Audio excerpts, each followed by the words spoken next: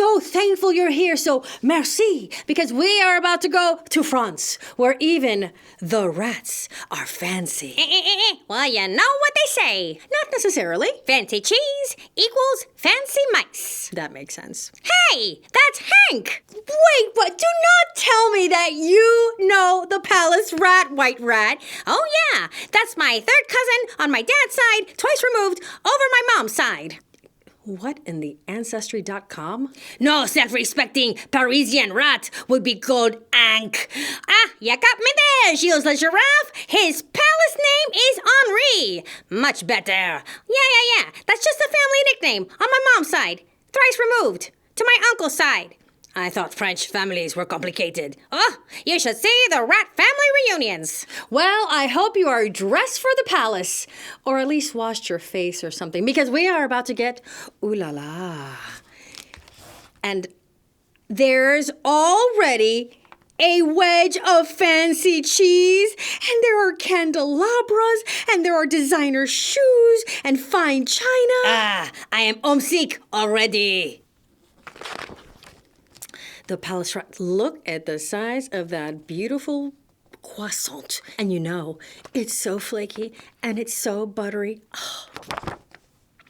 Henri lived a luxurious life in a grand palace with gorgeous chandeliers as the pampered pet of King Louis. Ooh la la, ooh la la! He dined on delicacies prepared by cook. I wouldn't mind my own pastry chef. Who wouldn't? And he wore elegant fashions sewn by tailor. Why does tailor look like that? Each night, Henri wove bedtime tales to tempt His Majesty to sleep. And here he comes. Check it out. He's a storyteller like me. But he has a tail. Then slumbered beside him on satin pillows, the lap of luxury. Life was wonderful until this is the part where the palace drama begins. How do you know, Abuela Bear?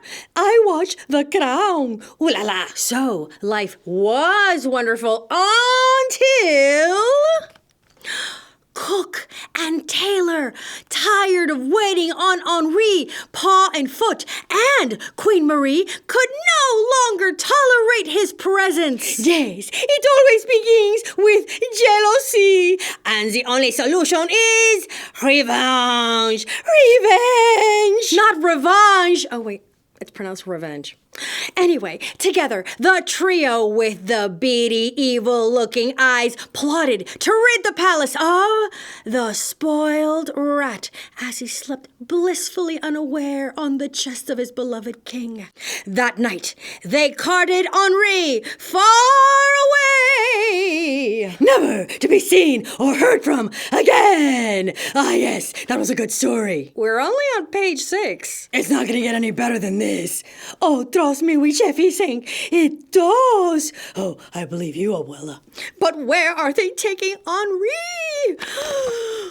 The next morning, Henri awoke to find an odd treat. Beside him, he sniffed it and exclaimed, "Zootalors! Poison!" And he scurried away until the palace was nothing but a dot on the horizon.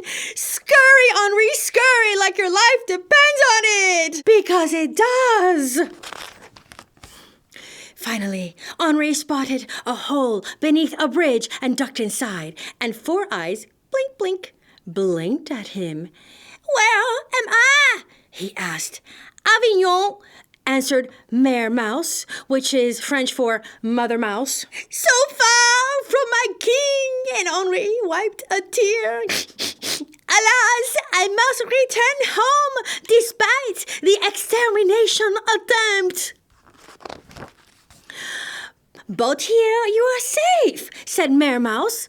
"Oh, so true," groaned Henri. "But palace life is the only life I know." "Versailles?" Bébé Mouse's eyes widened. "Please tell us about it." Henri began.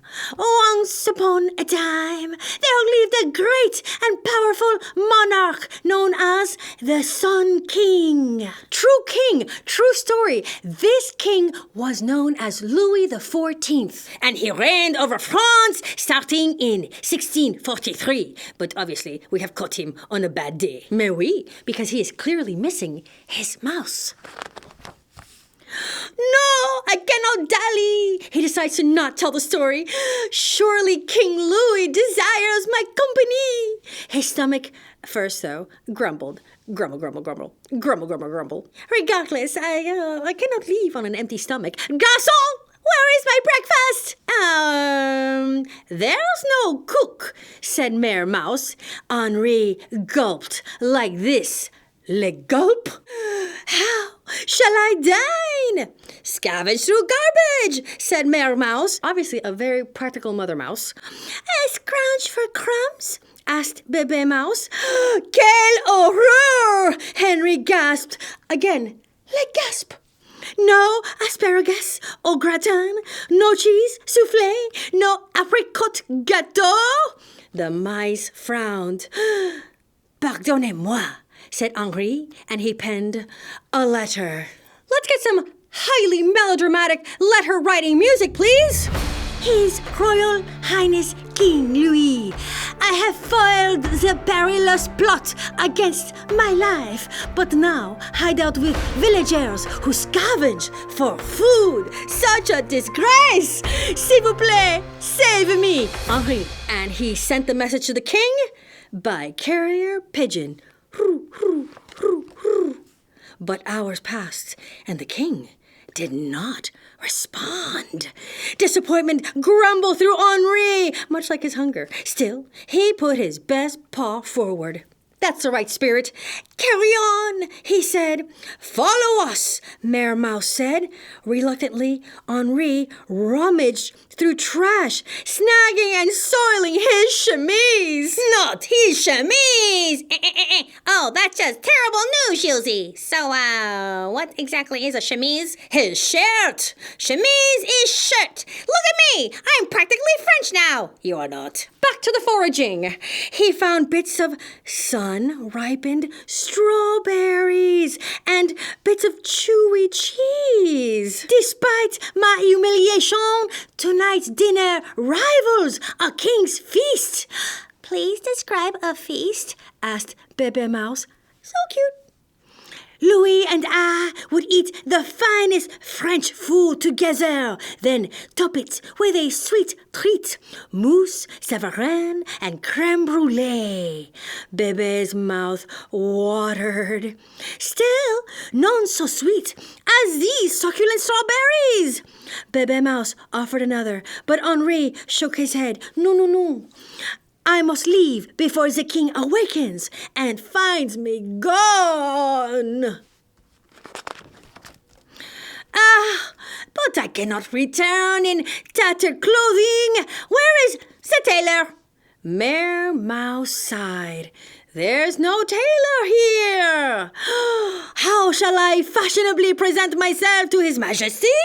Asked Henri. Ordinary rodents don't wear clothes, Mare Mouse explained. Henri gasped. Le gasp! Mais non!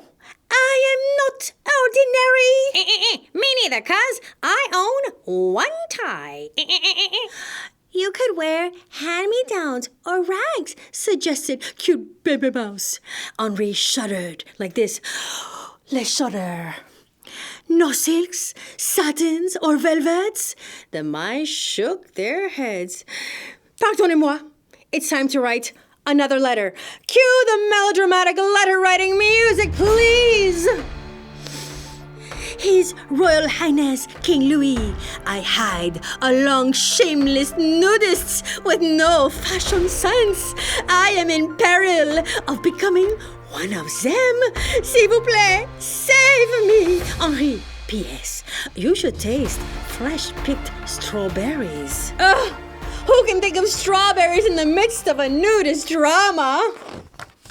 But hours passed, and the king did not respond. I just know what is happening, Gilles. What is happening, Abuela Bear?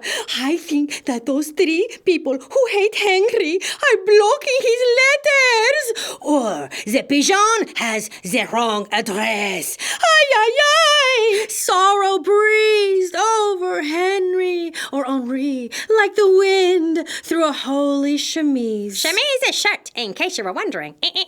Still, he put his best paw forward. Carry on, he said.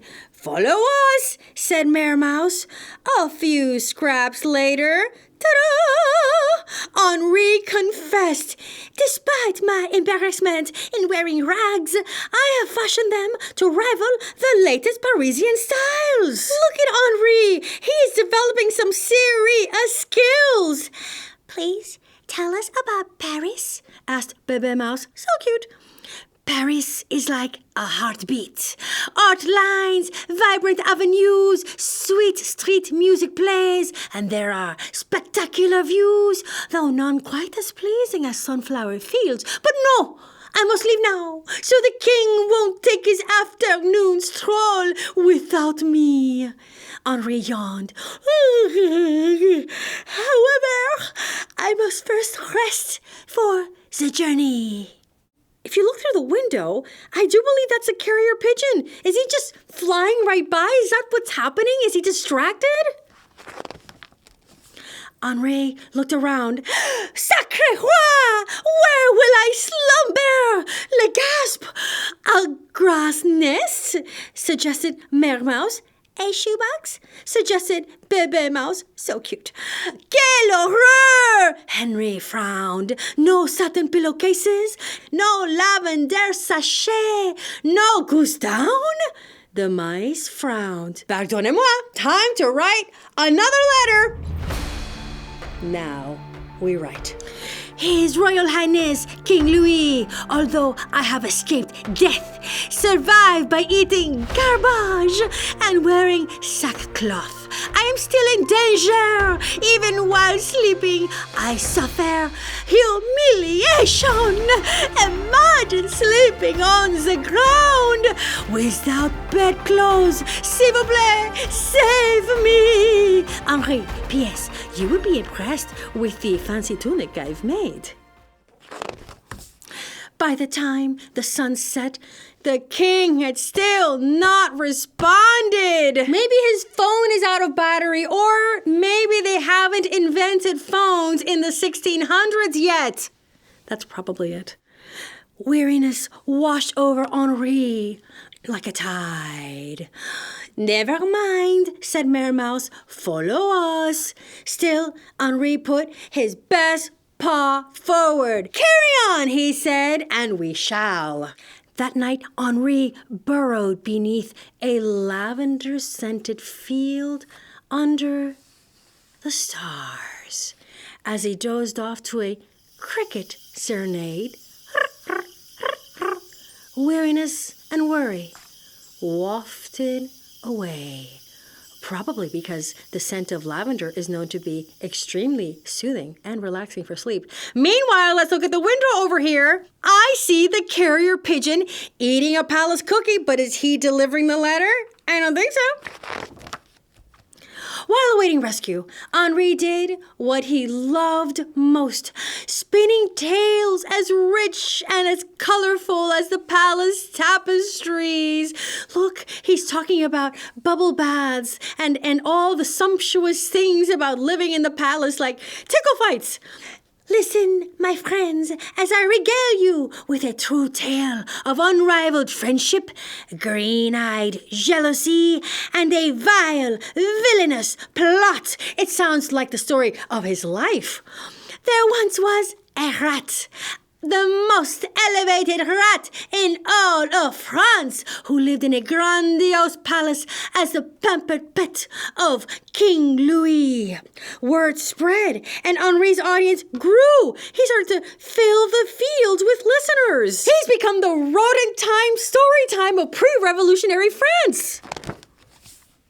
And look at the stories he's weaving. Stories about seeing his first snail, tasting his first fresh from the garbage strawberry, and picking flowers, and sewing his own clothing, and making new friends, and then being startled by a strange worm-like creature with many, many legs. Amidst the tale, Henri gazed into the distance, and then at the faces of his new friends. Must you leave now? Asked Bebe Mouse, and Henri thought. He had never enjoyed such an audience at the palace. In fact, the king always snored as Henri commenced his tales. But in the king's defense, it was a bedtime story.